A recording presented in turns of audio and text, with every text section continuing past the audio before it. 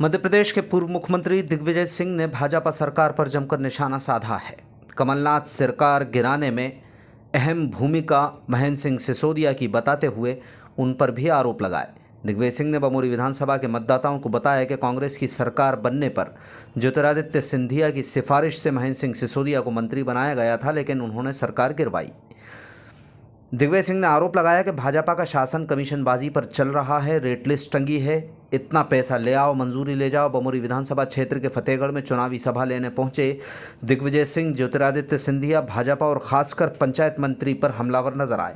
कांग्रेस प्रत्याशी इंजीनियर ऋषि अग्रवाल के समर्थन में वोट देने का आह्वान करते हुए दिग्विजय ने बमोरी के मतदाताओं को पंचायत मंत्री द्वारा कांग्रेस सरकार गिराने की इनसाइड स्टोरी भी बताई। दिग्विजय सिंह ने भाजपा पर आरोप लगाया कि उन्होंने युवा बेरोजगारों का भविष्य खराब करा है।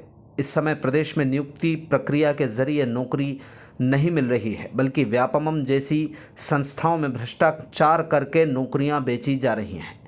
भारतीय जनता पार्टी पर प्रदेश में लूट मचाने का आरोप लगाते हुए दिग्विजय ने बताया कि इस प्रदेश में 100 रुपये बजट आता है और 30 से 40 रुपये ऊपर खा लिए जाते हैं, जबकि निचले स्तर पर सरपंच सचिवों को काम लेने के लिए भारी भेंट चढ़ाना पड़ती है। दिग्विजय सिंह ने कांग्रेस द्वारा अनुसूचित जाति, जनजाति और गरीब वर्ग के हित में हमेशा काम करने का ब्यौरा देते हुए आज़ादी की लड़ाई में उनका योगदान बताया। उन्होंने डॉक्टर भीमराव अंबेडकर, महात्मा गांधी, पंडित जवाहरलाल नेहरू सहित पूर्व पीएम मनमोहन सिंह का भी जिक्र किया, जबकि सिंधिया परिवार की ओर इशारा करते हुए कहा कि कांग्रेस ने उन्हें क्या क्या नहीं दिया। मंत्री बनाया, सम्मान से रखा, लेकिन क्या कारण है कि वो छोड़कर चले गए।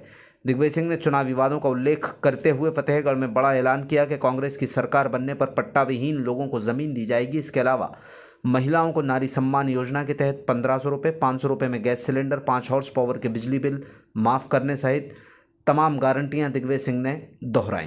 शासन है, पूरा प्रदेश और पूरे देश में आपके साथ धोखा किया जा रहा है।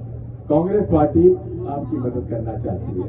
आपके इस इलाके में ऋषि अग्रवाल को टिकट कांग्रेस पार्टी ने दिया है। अनेक लोगों ने टिकट मांगे थे, लेकिन उसके बाद मैं सभी को बहुत धन्यवाद दूंगा, क्योंकि आप लोगों को इस मामले में, क्योंकि सबने कोशिश की थी, सब चुनाव जीत सकते थे, लेकिन कांग्रेस पार्टी ने जब ऋषि को चुना है तो हम सबका फर्ज बन जाता है कि हम उनको चुनाव जिताएं और जिताकर इनका पूरा इससे वहां पे विधानसभा पहुंचाएं। पूरे प्रदेश में बदलाव की लहर है, बदलाव लोग चाहते हैं, परिवर्तन चाहते हैं।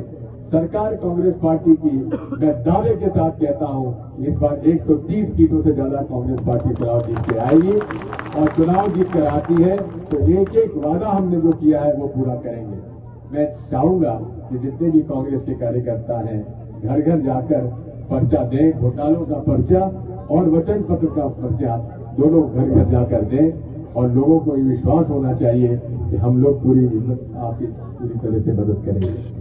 हमारे बहुत सारे जेएस के लड़कों ने आज वाडेला जी की अध्यक्षता में यहाँ पे हमारे साथ शामिल हुए।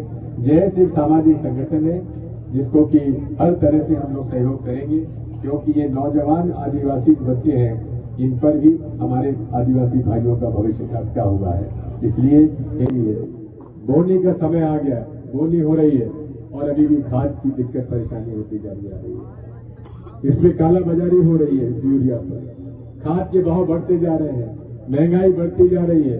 मैं आपसे पूछना चाहता हूं कि आज डीजल और पेट्रोल के भाव कांग्रेस के समय 50-60 रुपए हुआ करते थे, आज 100 के पार है। इसी प्रकार से खाने का तेल पर आपकी खाद, हर चीज में तो महंगाई आ गई है।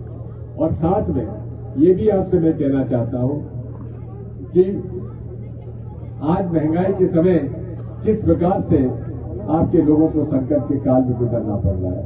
मैं आपको विश्वास दिलाता हूं, अगर कांग्रेस पार्टी की सरकार आती है तो आज तो महंगाई के खिलाफ लड़ाई जो लड़ी है उसका ध्यान में रखते हुए आपके बिजली के बिल भी कम किए जाएंगे और साथ में आपके किसानों को बिजली का बिल भी पूरी तरह से माफ किया जाएगा। मैं पूर्व में हमारी सरकार जब थी तो कभी आपको चिमनी वगैरह जलाने के लिए मिट्टी का तेल हम लोग 3 रुपए लीटर दिया करते थे, देते थे कि नहीं देते। आज वो 3 रुपए लीटर घासलेट नहीं मिल पा रहा है, और अगर कहीं बिजली चली जाए तो आप घासलेट तो मिलता नहीं है, 150 रुपए लीटर का मिट्टी का तेल जो है आपको जलाना पड़ता है, उसको जिंदा जला दिया गया। ये हालात है। इसी प्रकार से सीधी के अंदर एक आदिवासी, गरीब आदिवासी के ऊपर एक बड़े व्यक्ति ने जाकर पेशाब कर दिया, दूसरे ने उसके ऊपर मल रगड़ दिया। ये भारतीय जनता पार्टी के अंदर अनुसूचित जनजाति के लोगों का ये व्यवहार किया जाता है उनके साथ। इस पर हम लोग लड़ाई लड़ना चाहते हैं। जब तक कांग्रेस है, आपके साथ अत्याचार और अन्याय के खिलाफ हम लोग लड़ते रहेंगे। अभी मैं आपसे कहना चाहता हूं कि आप इस मामले में हम पर विश्वास करिए। आपकी बच्चों की शिक्षा, आपके बच्चों की शिक्षित छात्रवृत्ति, मुझे बताया गया कि पिछले 5-6 महीने से छात्रवृत्ति नहीं मिल रही है। अभी मैं झाबुआ गया था तो बताया गया कि 5 साल से छात्रवृत्ति आदिवासी बच्चों को। ये भाजपा का शासन पूरे तरीके से कमीशनबाजी पे चला हुआ है। 100 रुपए बजट में आए, 30 से 40 रुपए तो ऊपर ही खा जाते हैं लोग बात, काम नहीं हो पाता। सरपंच लोग बेचारे चुनाव बड़ी मुश्किल से लड़ कर आते हैं और उन्हें काम लेने के लिए रिश्वत देनी पड़ती है। मैं आपसे कहना चाहता हूं, ये भारी भ्रष्टाचार जो हो रहा है, ये पूरा का पूरा जो है शिवराज सिंह चौहान की सदारत में उसके मंत्री भ्रष्टाचार कर रहे हैं और जनता को लूट रहे हैं। मुझे उम्मीद नहीं थी कि इतने बड़े सिंधिया घराना का ये महाराजा इस तरह से कांग्रेस पार्टी के साथ धोखा करेंगे। कांग्रेस पार्टी ने उन्हें क्या नहीं दिया? बड़े महाराज को यहां से सांसद बनाया, इंदिरा जी ने, राजीव जी ने उनको मंत्री बनाया, सम्मान के साथ रखा। लेकिन ज्योतिराज सिंधिया जी कांग्रेस में आए, फिर कांग्रेस ने उनको संसद सदस्य बनाया, 2 बार मंत्री बनाया। लेकिन क्या कारण है कि छोड़ के चले गए? मैं कहना चाहता हूं, ये हमारा इतिहास रहा है। हम लोग अपने आदर्शों के लिए लड़ते हैं, अपनी विचारधारा के लिए लड़ते हैं, अपने सोच के लिए लड़ते हैं।